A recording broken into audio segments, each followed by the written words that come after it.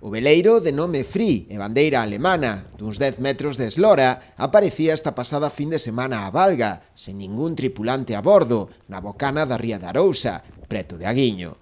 Localizou no helicóptero do Servizo de Vixilancia Aduaneira e sospeitase que puido ser empregado no transporte de droga. Nada máis atopado, puxose en marcha un operativo para recuperar a embarcación, no que participaron varias lanchas de aduanas e a Salvamar Sargadelos de Salvamento Marítimo, que o trasladaron ata o Club Náutico e Deportivo de Ribeira.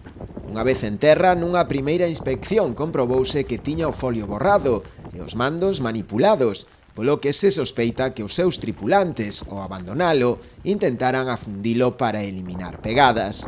A embarcación segue a día de hoxe nas instalacións do Club Ribeirense, á espera dunha nova inspección por parte de axentes de aduanas, para posteriormente ser trasladado á base deste corpo en Vilagarcía.